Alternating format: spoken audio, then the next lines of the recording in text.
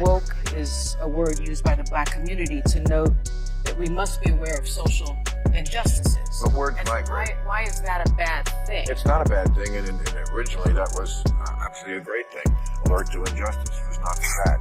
But words do migrate. They're all concerned about the fact that the International Criminal Court just today issued a subpoena for Bibi Netanyahu. Well, it's ridiculous. Why does one debate spark so much noise?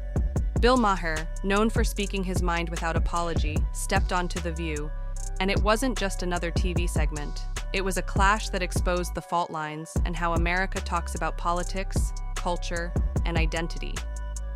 Maher, with his sharp wit mar sekretar Emery Oriden Sharkomaiden, Diri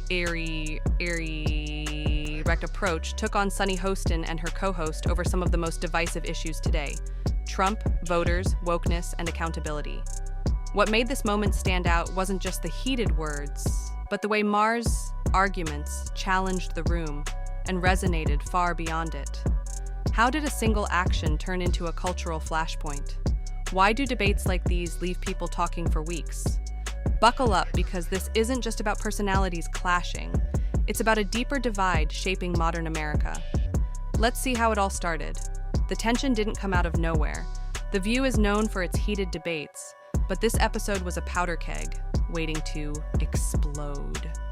BillMaher, famous for taking no prisoners in his commentary, stepped into a Me that in the first segment you used the term woke, and you said that woke is what was sort of ruining everything. And I know that you're No, I didn't say ruining everything. I said that's why Trump could get reelected. that's why Trump could get reelected. So the term woke has been, in my view, co-opted by the right and weaponized and bastardized. And so I was surprised to hear you use the term, because historically, as you know, because I think you're quite brilliant, that woke is a word used by the Black community to note that we must be aware of social injustices. But words And so migrate. why is that a bad? the backdrop America's cultural war lines, Sunny H, with her sharp legal mind and progressive stance, wasn't going to let Maher's criticism slide.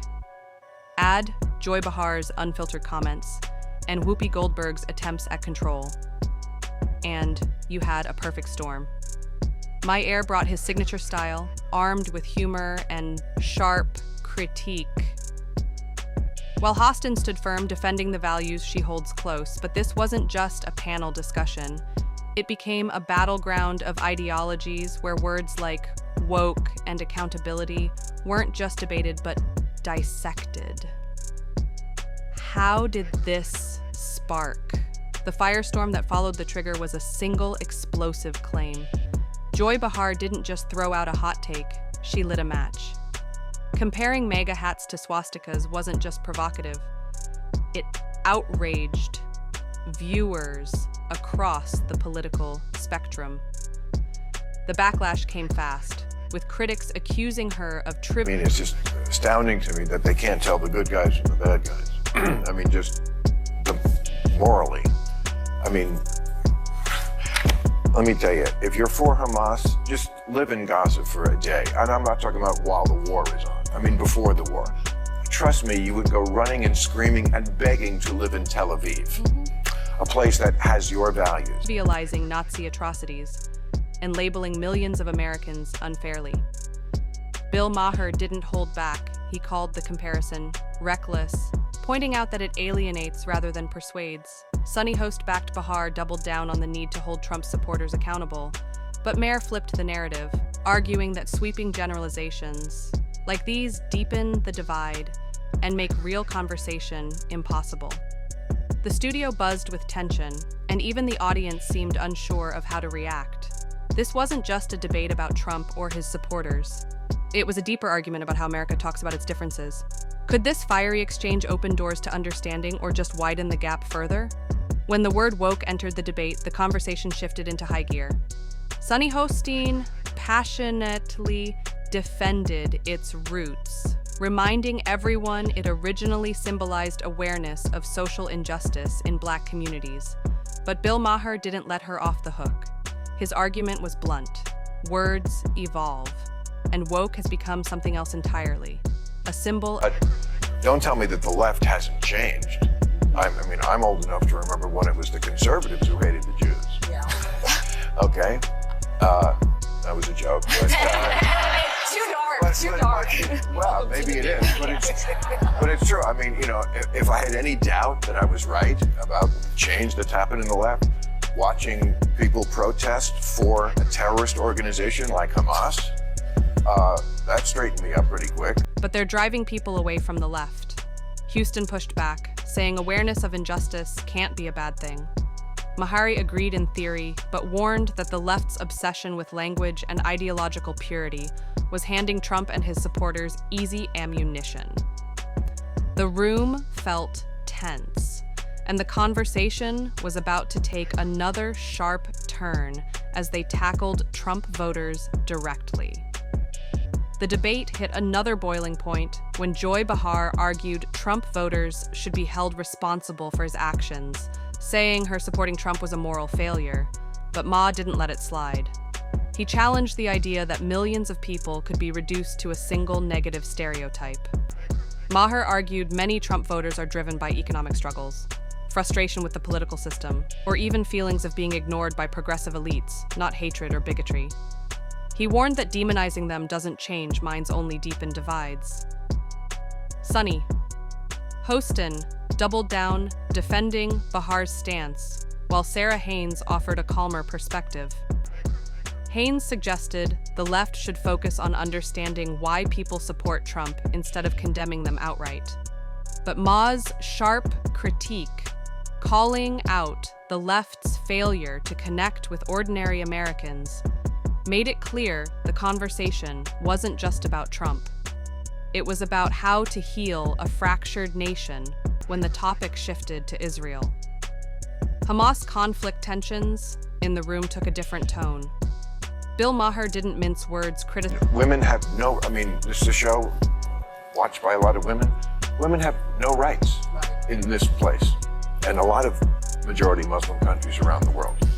I mean, there is no equal rights as far as speech, dress, opportunities for education, reproductive rights, freedom from sexual violence, freedom from sexual harassment. The LGBTQ community. Yes.